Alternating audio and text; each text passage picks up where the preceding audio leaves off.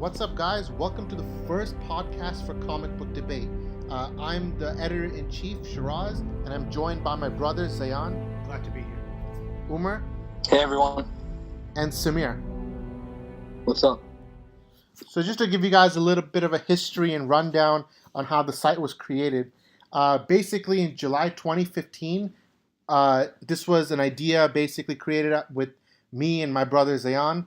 We were thinking we wanted to bring something fresh and something new to the industry in a sense. We know there's a lot of fan pages, there's a lot of fan Twitter accounts, but we wanted to make something different, something fresh with Comic Book Debate. And, for those of you who have been with us from the beginning, you'll remember that when Comic Book Debate started, it was very much something forum-based. There was, us tossing 2-3 heroes or a superhero team versus another superhero team and seeing what the fans decide to see who's better, So it would be Superman versus Galactus, or we'd take guest characters like Goku and pit them against Superman, something like that. So that was the basic vision.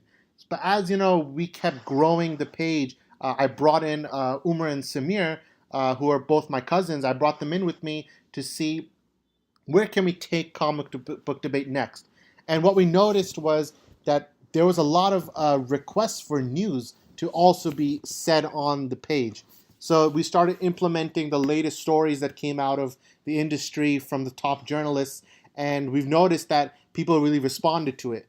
The next step was putting our own voice into the mix, and that's when I really took the lead from the four of us and decided to put my voice at the forefront of Comic Book Debate, and that's when we started putting our opinions. As you know, we talk a lot about DC, we talk a lot about Marvel, we talk a lot about the newest things, sometimes even the controversial things that are happening in this space, and that's what the fans really responded to. Moving forward to 2017, this is when we want to take Comic Book Debate to even a higher level. And the reason this happened was really the credit goes to Geeks of Color, so shout out to Dorian and everyone else on that team. They gave me a platform for me to speak about my passions, and that's where I wrote my article, The Ultimate Immigrant Story. After I wrote that, I thought about how important it is for other people to have a voice.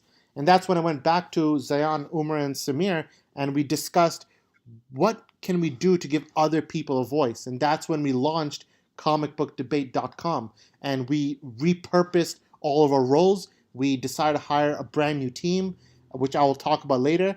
But right now I'm going to pass it over to Zayyan, who's going to speak about his role as the Chief Operating Officer for Comic Book Debate.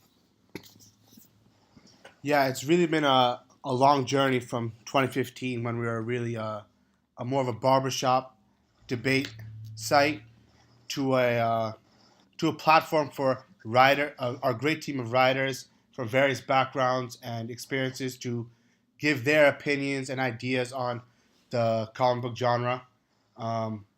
As the Chief Operating Officer, I work with the leads and all of the writers to make sure the site's running smoothly. All the articles there's no issues with the articles, and the future of the different ideas and concepts that we might discuss. Hey, guys. So as the marketing officer, I look at the growth of the site alongside Sheraz mainly, and also Zayyan and also Samir. And as they said before, that we started off from basically Twitter polls, pitting for example, two heroes like Goku and Superman, and kind of just asking who do you guys think would win, in a fight. And now we're more about, giving a platform to actual people with their personal stuff, think pieces about the content, and also like a personal perspective, their personal perspective on movies and just comic book, the whole genre in general. And I think we did a good job of our main thing was for the fans, by the fans, to kind of reflect that, people are kind of behind the genre. It's not just like, us putting out information. It's like there's actual people behind it. So basically, I think because we're amongst the people, we're not kind of external to the people. It allows us to have that very personal feeling. Exactly. And obviously, multiculturalism is another big important one, especially in the divisive kind of times that we live in.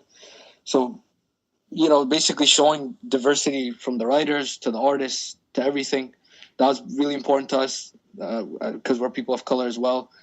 And it kind of does also show the power of the characters, as Sheraz mentioned in his article about Superman being an immigrant and his struggle with being between two worlds. I think that was that's kind of what our just comic book debate in general, what we kind of want out there is that multiculturalism. And that's a great point. So Umar. I'll pass it on to you. Yeah, I mean, Umar, that's a great point. You were saying about multiculturalism and having different voices who don't normally get a platform to have one to speak their opinion. And kind of like what Geeks of Color family gave to me, I kind of wanted to pass that over to a new set of writers, a new set of people who, some of them have experience in the industry of journalism, some of them are fresh, some of them are young, some of them are old. We have people from all around the world really collaborating with us, and I think it's very powerful. So now I'm going to pass it over to Samir, who's our Chief Creative Officer, and he'll quickly explain what he does for us. Yeah, so like Sheraz said, I'm the Chief Creative Officer. So basically, it's my job to think of new places to take comic book debate. I approached Sheraz with the idea to start a podcast, and I'll come next and what's in store for the future. I mean, yeah, and that's kind of why we're doing this podcast now, as Samir said. We want to take 2018 and build comic book debate even further. So, so as we said, what started as just a Twitter profile ended up becoming a website, and now we're going to be branching out to podcasts, to YouTube. There's a lot of great stuff in store, and we have a lot of great talent right from the top, going to our editors, to our writers, to our artists. So we have a lot of collaboration on the way, and I feel, as Samir said, the podcast is a great platform for not only the four of us to speak our opinions, but it's to give everyone else. And the idea for this podcast is to really be a rotating staff. Obviously the four of us are the leaders. We built this, but we want other people to join in, and we're going to be having guest speakers. We're going to be having our own writers come in, speak about it. There's a lot of exciting stuff on the way.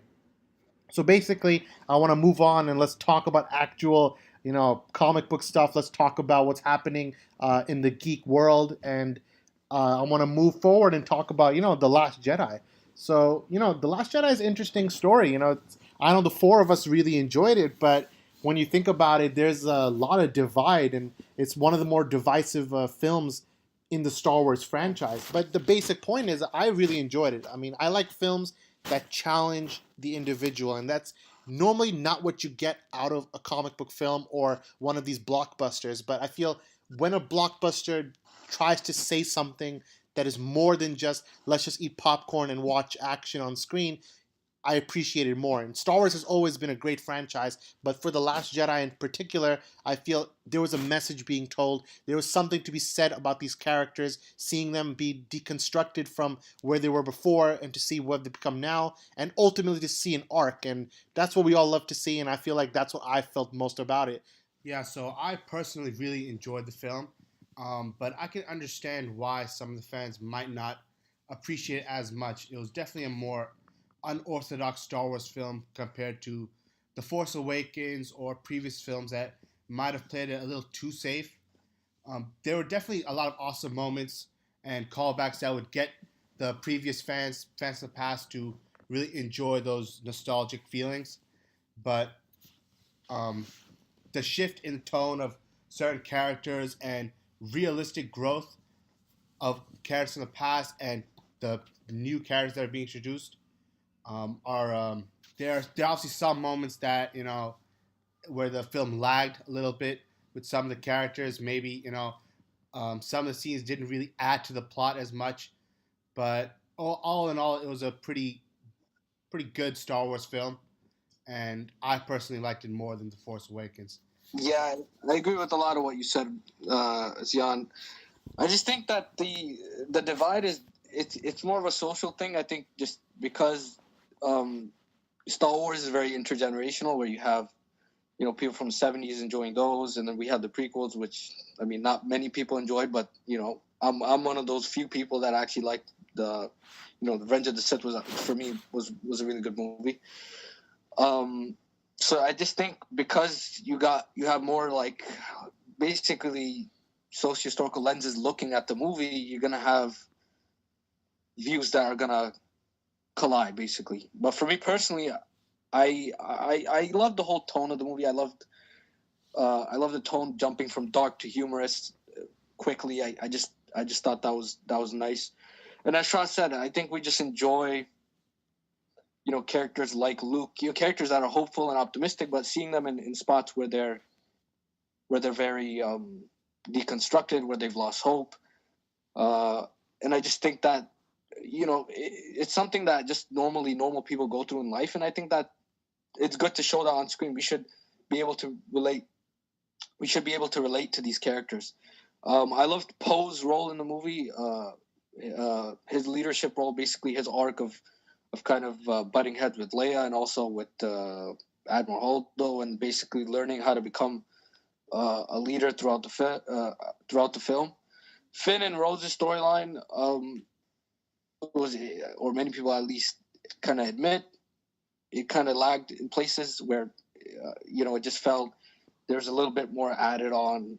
Like there was stuff in that storyline that could have been trimmed, so we could have got more Rey and Luke. I think Daisy really killed it as Rey. Kylo Ren's stuff was really good. I like the fact that he kind of became. I like the fact that they took him in different places. He's not, becoming Vader basically. I like that. I did about Finn and Rose, though. I did like how they showed the war profiteering. I did like how they kind of touched on animal abuse. I think the movie should have some kind of social meaning to them, but I still think that was kind of just that was an extra part there that could have been just trimmed a little bit, because the movies are still part of our world.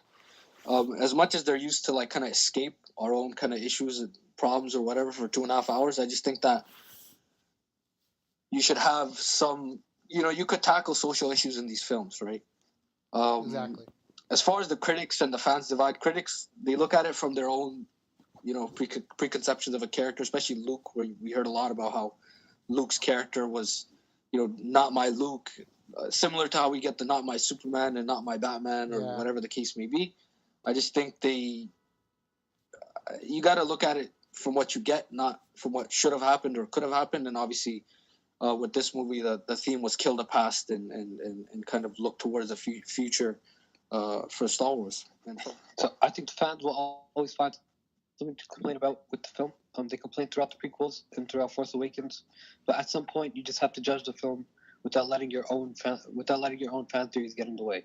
So that's why I personally love the film. It was complex, it had emotion, and it was a fun time. To just jump off of Omer and Samir's points, I feel like they really hit the nail on the coffin. The film is more powerful than the average Star Wars film, in that sense that I feel it's right up there with Empire, it's right up there with A New Hope. I'd probably rank it in my top 3, right below the other 2, and right above Revenge of the Sith and Return of the Jedi.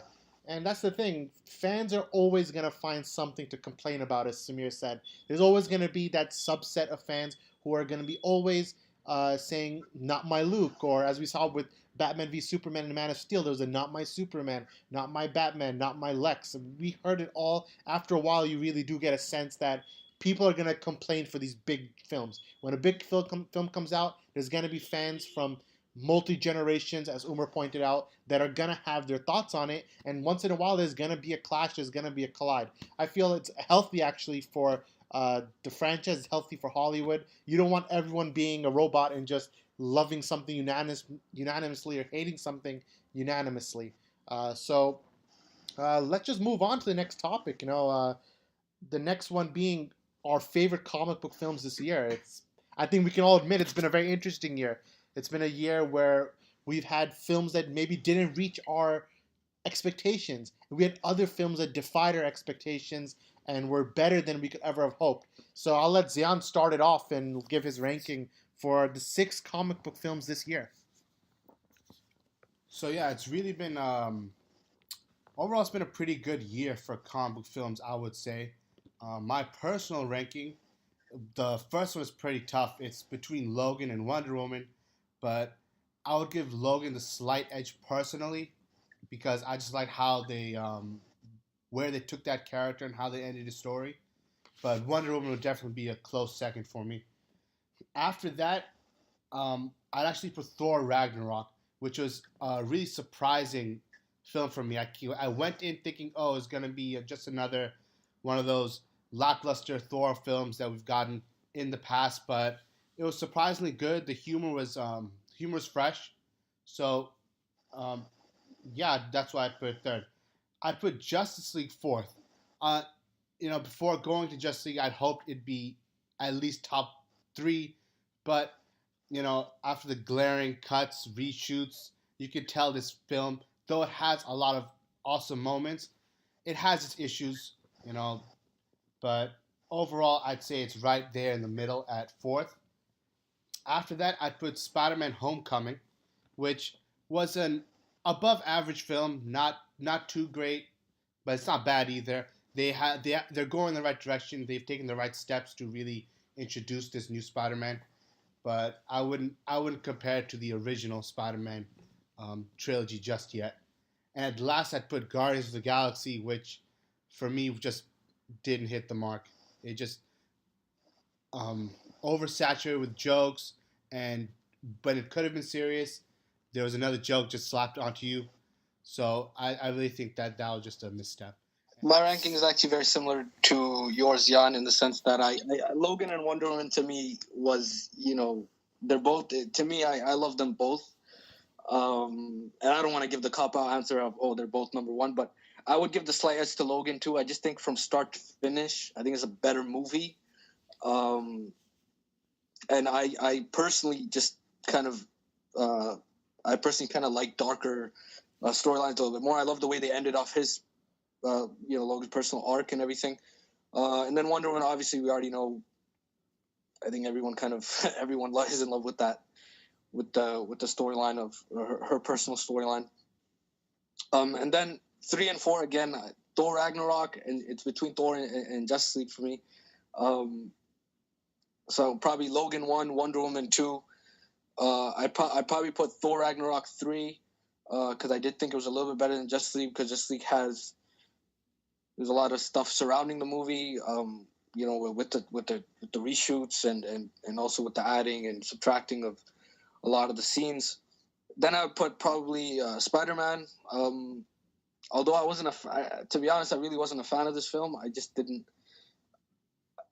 like the storyline. But I also haven't grown up with Spider-Man, so he's a character that I've kind of learned to just in the past few years.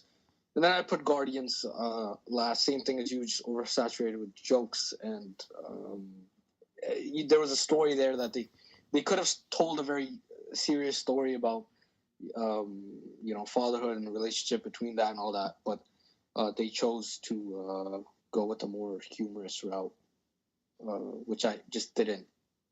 I just personally didn't like. So my ranking is Logan, Wonder Woman, Thor, Justice League, Spider-Man, and Guardians. My ranking is pretty much the same. I thought Logan was the best the best comic book movie of the year. Just the emotion of the movie really spoke to me. The second, Wonder Woman, is pretty close. Then Thor and Justice League.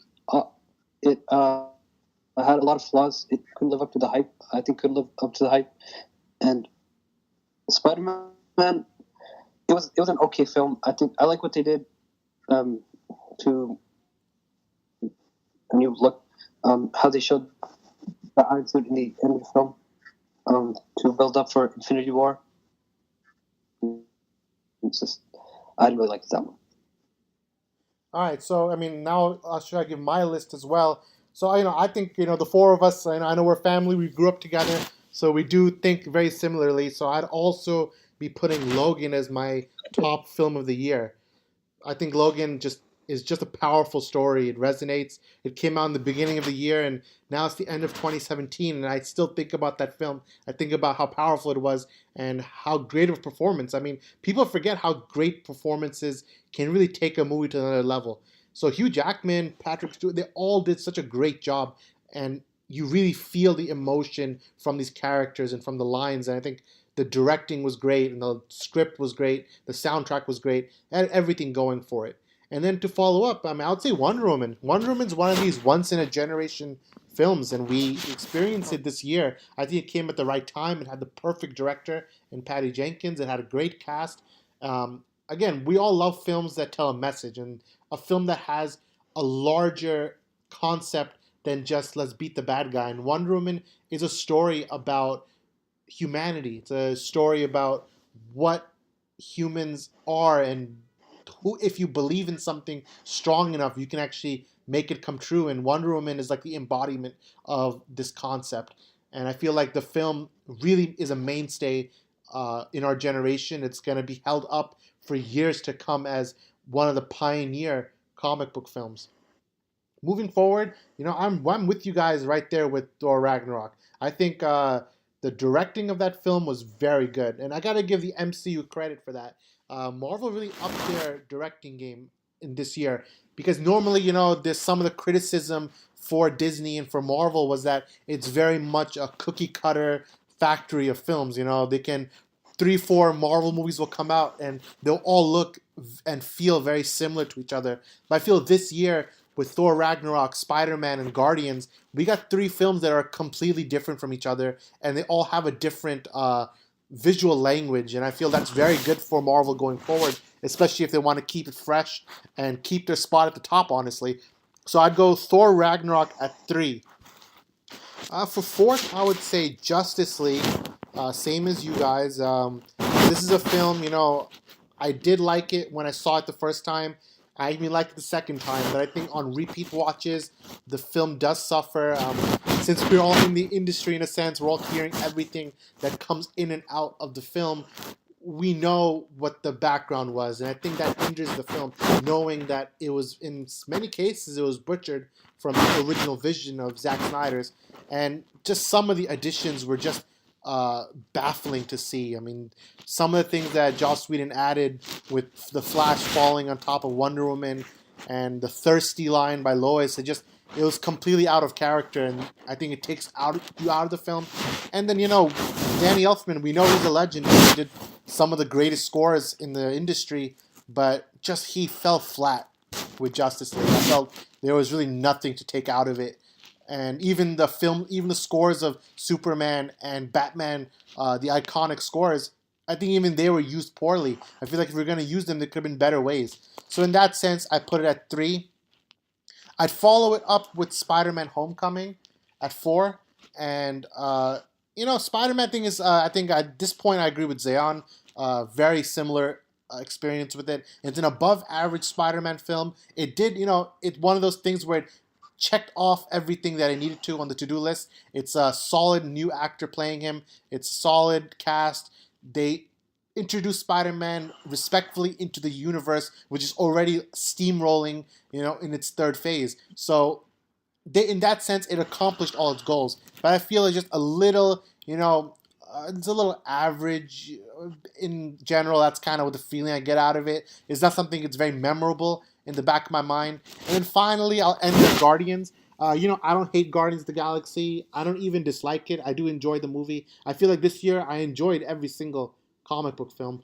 But for Guardians, again, it was just some of the humor just didn't mesh with me. I know some people, they will like this type of humor. For some people, they'll love it. But for me, and I think I speak for all 4 of us, it just didn't hit that mark that we wanted to hit. And again, there was some great underlying themes, and there are some great moments in the film, particularly with Star-Lord and all these people. But I don't know, man. I just had to put it last for that. But overall, I think it was a great year for films. I think there's a lot to take out of it. And I think just on the merits of Logan and Wonder Woman alone, you can make a case this is one of the best years ever for comic book films. I mean, almost every film hit the mark.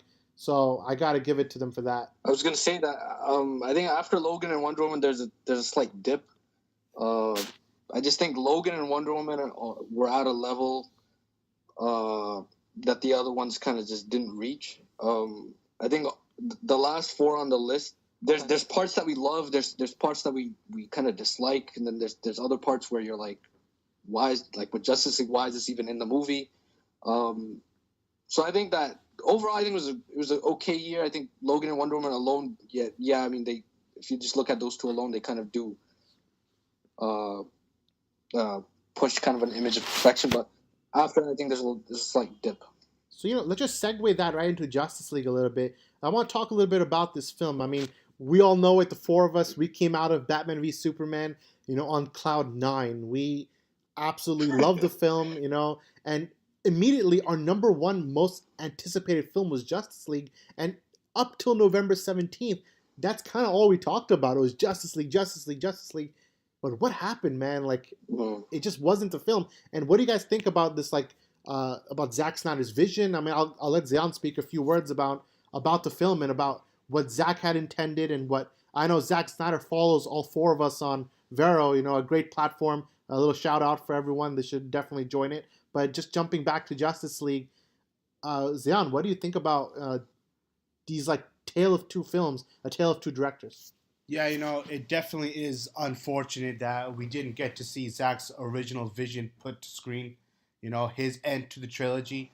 And, it almost feels like it's two complete different universes from Batman vs. Superman to Justice League. As you can tell from a lot of the leaked scenes that came out, a lot of the articles that come about all the scenes that have been cut, all the themes that they were going to address. It is unfortunate. Justice League was going to be a little more serious, a little more toned, not so happy as the movie was. More serious undertone, like Batman vs. Superman and Man of Steel. So it is unfortunate we didn't get to see the true product, and we might not, but Justice League was still good. It was good in its own right, but it is unfortunate. So yeah, I think coming out, the first time, just getting the first screening, I think we all as Sheraz basically said, 2 years in the making. Like we came out of Batman v Superman, and I remember the first kind of things, our first messages to each other was, yo, that was insane, that was crazy, that was amazing. And that was just a theatrical cut of that film. And then we watched the Ultimate Edition, which was even better. That's Zack Snyder's complete, vision on Batman v Superman, the whole 3-hour cut.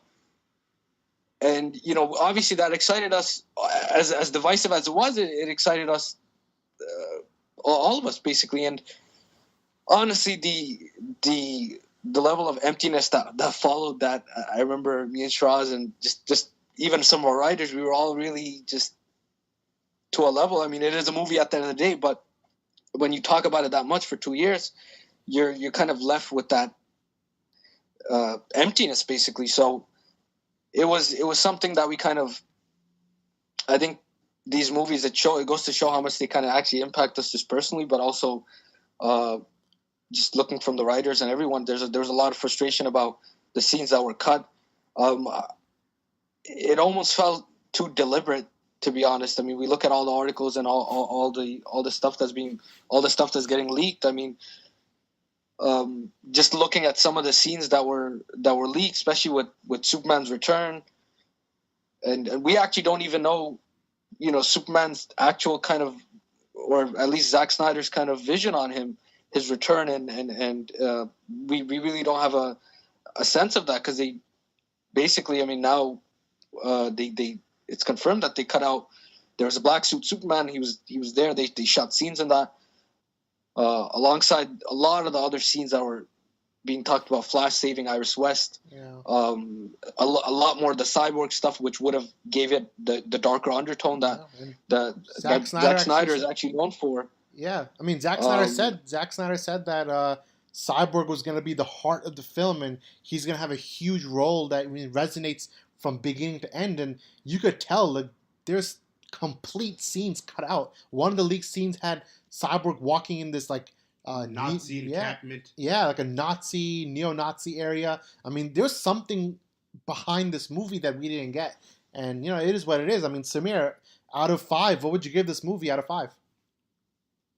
Honestly, I would give it a 4 out of 5. I mean, it wasn't bad, but I've said this before. The fact that the Iris very scene was cut out and the thirsty joke was made the final cut. Disappointing. Yeah, I mean, I feel you guys there. So, I mean, and I will take 2 minutes quickly to clear some of the air on something, one of my tweets from a little while ago. I know when I said from one of my sources, I've heard that there is a Zack Snyder cut of Justice League. And I know that got, it blew up on social media. It was all over Reddit. And it's people making full threads about what I'm liking on Twitter. It's the whole thing. But I just want to make a few points clear on this notion. The first of which being the true original version of Zack Snyder's film was never actually filmed. Because remember, Zack Snyder was the one who wanted a 2-part Justice League epic, kind of culminating his story that started in Man of Steel. And that's something that I think Zack's original vision, the original first vision he thought about while making Batman v Superman for Justice League, we're never going to see that. That film's never coming out because the second Batman v Superman was hit with horrible reviews.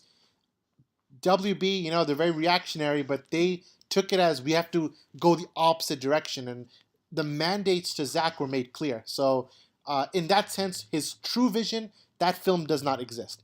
But from my source, again, was told that there is a cut of Zack Snyder's film, and we know from multiple people, including the cinematographer, including some of the sound designers, they've said that there is a lot of footage that was cut out, including Black Suit Superman.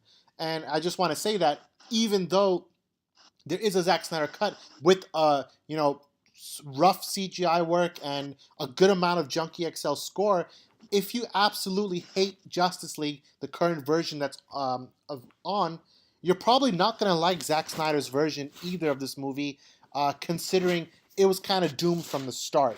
And again, when I say there is a cut of Zack Snyder's Justice League, that doesn't mean Warner Brothers will ever do the work to complete it. It doesn't mean they have any plans to release it. None of that. I don't know it.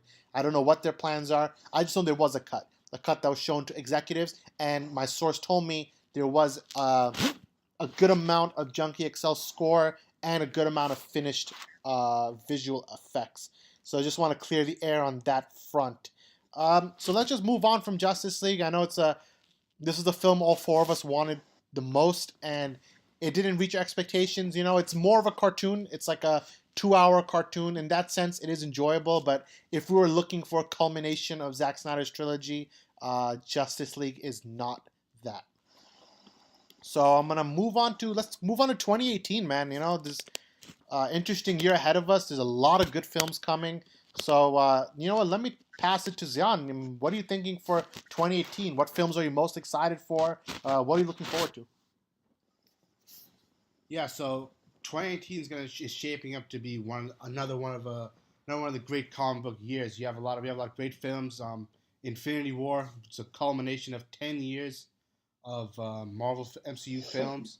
You have Black Panther, Aquaman, Venom, Into the Spider-Verse. Personally, I'm most excited for Into the Spider-Verse and Black Panther. Into the Spider-Verse, from the trailer you can see the visual style is impeccable. The colors are great. It's great to see them using Miles Morales instead of Peter Parker, which is a fresh take, and it'll be fun to see that character finally on screen. And Black Panther just looks just so cool. The designs, the colors, it's great seeing a film led by people of color. It's been a long time coming, and it's pretty much overdue, and it's great that we're finally getting to see that finally happen in 2018. Yeah, man. So Infinity War, obviously, Black Panther, Aquaman. I would probably say those 3. They're right up there. That they're the ones that we're gonna go crazy over. Obviously, Spider-Verse and all the other ones that are gonna come out. It's gonna be a great year, hopefully. And Infinity War is probably my personal, 10 years, as you said, 10 years of work, basically putting 10 years of work basically for the Avengers, basically Marvel's universe. Black Panther also looks insane to me. Aquaman, obviously, with the disappointment that we just talked about, hopefully Aquaman kind of not saves the DCEU. I don't think it was ever need saving or anything, but basically, hopefully, just kind of gives us a better feel of it. I just feel like a lot of us are just frustrated after what happened. So I just think that would be a good, that's a good way of just kind of feeling good about that universe. So those three would probably be my most, looked forward to films of the year. Of course, there are a lot of great movies coming out soon. I'm really excited for Black Panther, of course. I feel that the mix of the cast, the vibe, and the tone will be great. And Infinity War, of course, but also into the Spider-Verse, right? Yeah. Into the Spider-Verse. The visuals for that movie, they just look amazing. So I can't wait for those movies. I agree with you guys. And, I'm going to hit you guys with a little bit of a curveball, but my most anticipated film is actually Venom. I think it's flying under everybody's radars, but this is a film that is going to be rated R. Yeah, right. Yo, man, Venom is going to be... Let me tell you something about Venom, man. Don't sleep on it. It's going to be a rated R, dark film. It's going to really dig deep into the character.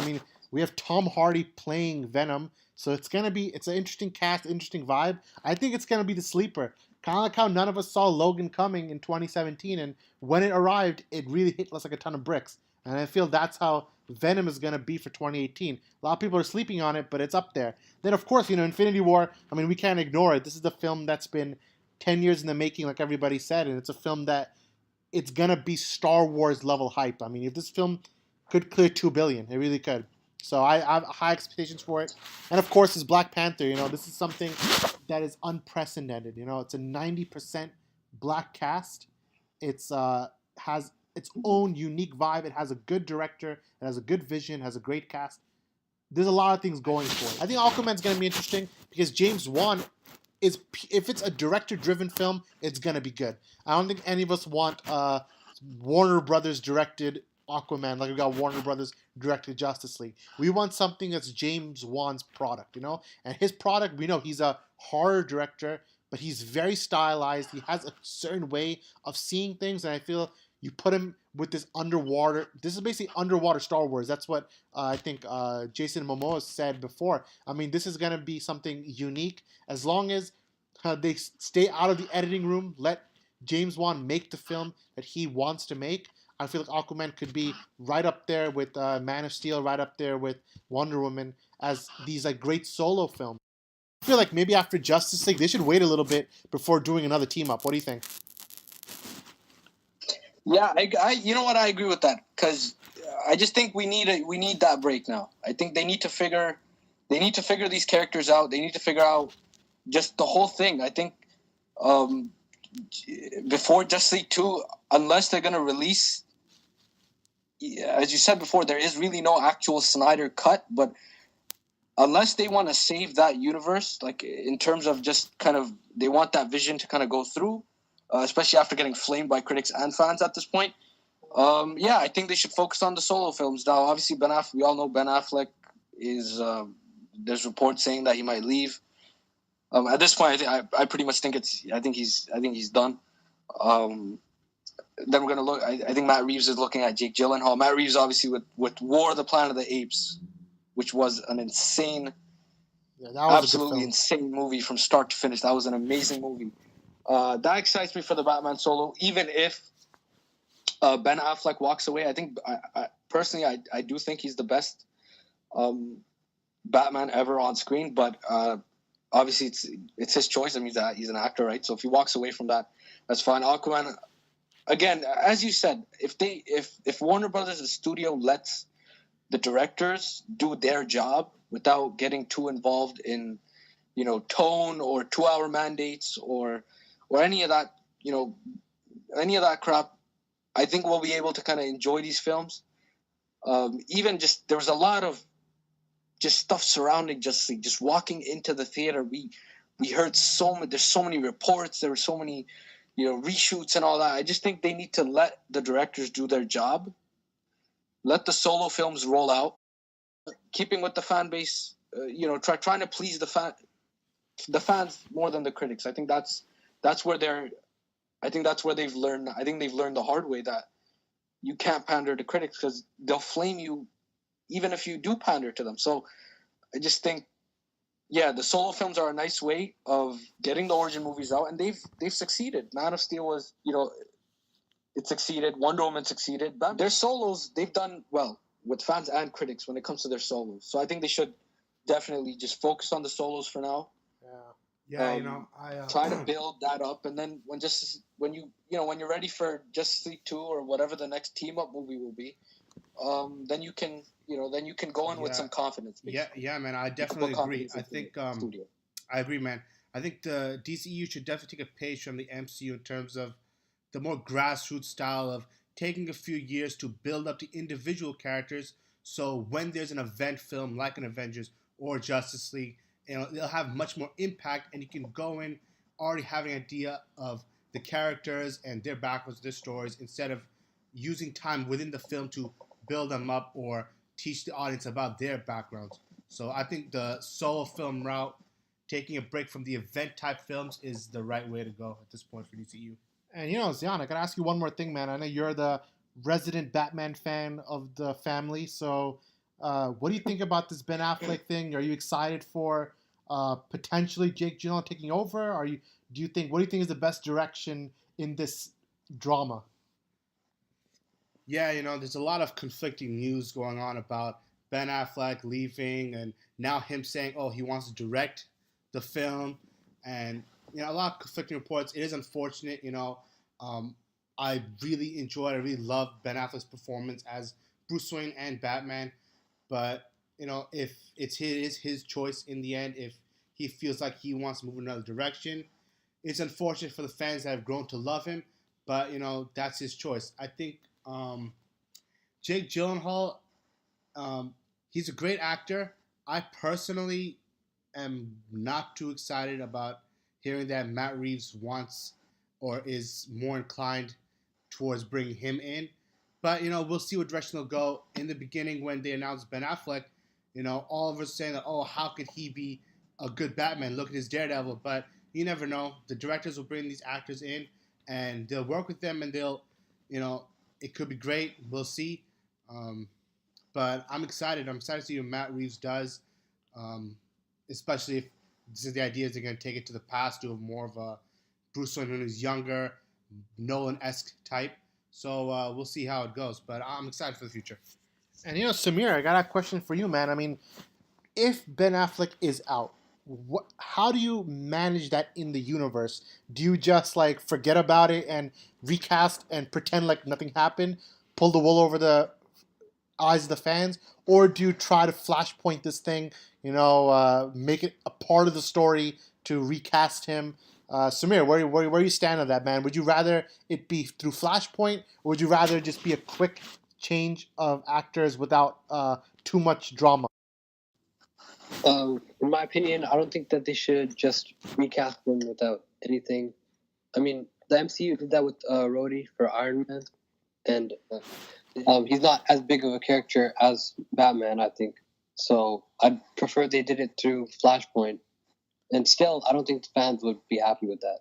But yeah, I mean, I feel you, man. I think the fans are going to be angry or happy. I think the critics will be happy. I think the critics have been nudging Ben Affleck out the door since Batman v Superman. So I don't think the critics will be that angry. But I think the fans, especially the ones who are the diehard DCEU fans, they're going to be angry. But I feel like when you finally see Matt Reeves' movie, I think when Flashpoint happens, if it even happens, at this point, I think I don't think anything's 100% for WB right now in terms of these big event films. I mean, if Justice League, it's not even going to clear 700 million, so it's. I mean, I wouldn't say it's a flop, but it's severely disappointing. So how much faith does Warner Brother have in this IP? So if they want to spend a $200 million budget to make a Flashpoint movie, they have to be sure if it's worth it. So I don't know. I'm excited. I'm going to see what they decide to do, but I The personally, Flashpoint route is the better route. yeah, I think I just don't see.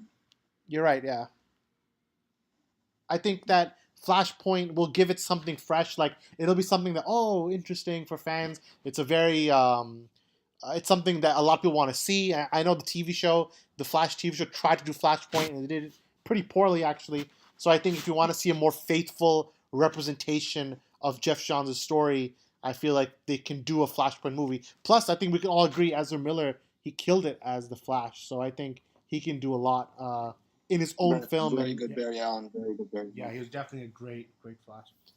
So basically, guys, it's been our first podcast. Interesting to I think the four of us, we all grew up together. We all know each other since literally we were born, and we've been having these discussions, whether it's on our group chats or whether it's in the same room or whether we're hanging out at parties, at weddings, wherever we are. This is what we talk about. This is the genre we grew up with. This is the genre we love. So I think it's really cool that the four of us now, as we've been all growing up together and watching each other grow up, we're finally doing this together. I feel like Comic Book Debate, it's kind of like the family project. It's the four of us coming together to really do something new and fresh. And I think this podcast is a very interesting way for the four of us to, state our opinions. And, it's not just going to be the four of us. A lot of our writers will be coming through. But definitely I think this is a nice thing for the four of us to be able to share our voice, not only between us, but for our community and for our audience. So basically, I want to thank everyone for joining our first podcast. There's a lot of fun stuff on the way. There's a lot of great articles coming out. We have a lot of great artists contributing art. Just got to give a shout out to all of our lead writers, all of our regular writers, contributors, artists, guests, everyone who's helped us this far, going all the way to Comic Book Debate, making it what it is today. And there's a whole nother year ahead of us. 2018 is right around the corner. So, very excited to see what's coming. The podcast, it will keep going on. I think you'll see more from the four of us, from myself, from Zayyan, from Omer, from Samir. We'll be coming every few months or every month even to check in. But we'll also be giving this voice and this platform to our writers and even to guests coming soon. So there's a lot of fun stuff on the way. I can't wait to see it. Yeah, I'm definitely excited for the future of the podcast and Comic Book Debate. We have a lot of great new writers coming in the new year. In addition to our great existing writers and artists and contributors. I'm very excited to see where it's going to go and how high we can take this together. Same as you guys. I think it's going to be really exciting to kind of just start the podcast. It's a new thing that none of us are actually experienced in, so it's just a good challenge for all of us personally. And I just think, I want to see the writers and just different personalities kind of have a voice and let that shine through. And that's basically, that was a plan from the start, where we wanted people's personalities to kind of a chance or a platform in this case to shine.